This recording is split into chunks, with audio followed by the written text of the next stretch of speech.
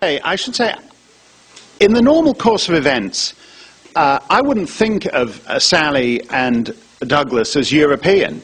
And it's interesting to me that people, I'm glad you don't, people always used to distinguish about that. You used to talk to people in New York and they'd say, I got a plane to catch at JFK tonight, I'm flying to Heathrow, and then I'm going on to Europe. And Europe was something separate from Britain. And that's a very important distinction. There was a terrible British sitcom I remember seeing years ago. It was one of these sort of boy meets girl thing, and they spent like 6 years not quite kind of, consummating the relationship. It went on for years. A terrible show. And and at one point she says, because they kept needing plot twists as to why they could never get together, so at one point she says to him, "Oh, I've taken a job in the European community." And he says to her, "You're going to work in Europe?" And she says patiently, whatever the guy's name was, "Paul, Britain is in Europe." So he goes, "So you're saying you're getting a job in Britain?" And she says, "No, I'm getting a job in Europe." And the whole point was that Britain was separate from Europe. And it is interesting to me, you have a panel, except for this rebel colonist here, that is all children of the British Empire.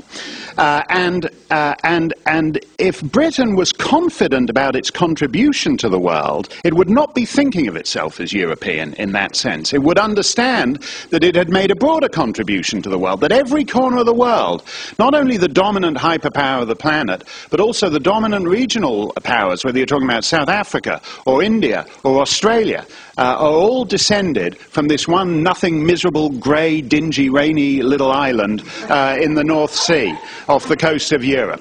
And so it is a measure of the corrosion that multiculturalism and cultural relativism causes that Douglas and Sally should be presumed to be European. I don't think of them so. I don't think of them as that. But to address multiculturalism more broadly, I mean, what I find fascinating is you take traditionalisms, fascism, Nazism, communism. They are almost by definition isms designed to provoke an argument. Some guy comes up and says, "I'm a fascist." And you say, "Oh yeah, well, I'm a communist." They're designed to be oppositional. Multiculturalism is the slipperiest ism because it doesn't invite an argument. It says there's no point to having an argument. It says basically, if everything is of equal value, what the hell is the point of talking about any of it? And that is what makes it such an elusive enemy to get a hold on. Now, almost every Western country has signed up to full-blown multiculturalism. And I say just every Western country because the interesting thing about multiculturalism is it's a unicultural phenomenon. You can't be multicultural in Saudi Arabia. It's impossible. And so if the purpose of your culture is to celebrate multiculture, you're in effect saying that our bedrock belief is that we believe in everything, which is the same thing as saying we believe in nothing. Our core value is that we have no core values. And that is what they teach in schools these days. I think multiculturalism is two things. It's a cult of ignorance. I said we were all, except for this rebel colonist here, we were all children of the British Empire. And I'm old enough to have been taught by old teachers who went back to the days when there was a big map in the classroom and the bits in it that were coloured red to mark the British Empire. It was, that was the ultimate red state, not like the ones here. That was one serious red state. And these guys had spent a couple of years out in obscure islands teaching the natives about Shakespeare and the glories of Rome and all the rest of it. And they were very clear. They were tremendously multicultural in the sense that they knew tons and tons about other cultures. They knew phenomenal things about obscure tribes that nobody else was ever going to hear about. They could speak all kinds of obscure languages that nobody is ever going to speak. And yet, the fact of the matter is they knew all about these other cultures, but they knew which culture was objectively superior to that. Now you don't need to know anything about other cultures. The great thing about multiculturalism is it absolves you of knowing anything. You go to people who believe in multiculturalism and say, what are the principal exports of Nepal? They can't tell you. They can't tell you. You say, what is the capital? I had this a couple of days after September 11th. I went to Dartmouth College. I had to look something up in the library there. And outside the library, there's a demonstration saying, you know, war is never the answer, one of these things. And these guys were standing around. Elites, people mortgage their houses to send their kids to this place.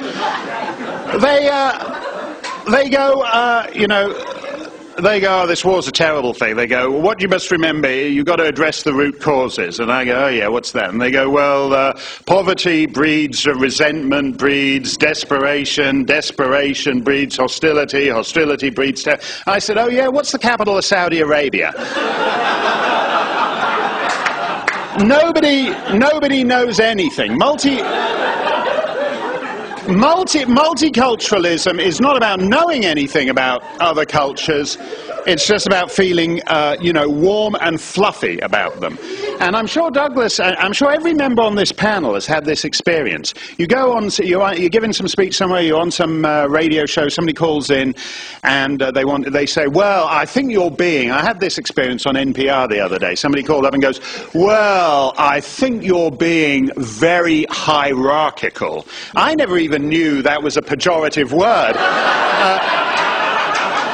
And this guy, I said, well, what do you mean? He said, well, you've just said most Muslim countries aren't free. And I said, look, that is a fact. I said, if you take, for example, countries that just have 20% of the population's Muslim, only 3 of them qualify as free. Serbia and Montenegro, Benin and Suriname, and it will be interesting to see whether France will prosper as a 4th member of that group. And the guy goes, well, what do you mean there isn't free? They're not free. And then so then you start reeling off objective statistics about literacy, about GDP per capita, about women's rights, about votes and democracy. These are facts. What we used to call before the multicultural age, facts. So you reel off 5 facts and the guy goes, oh yeah, well that's just your opinion. I mean, Robert Frost famously said of free verse that it was like playing tennis with the net down.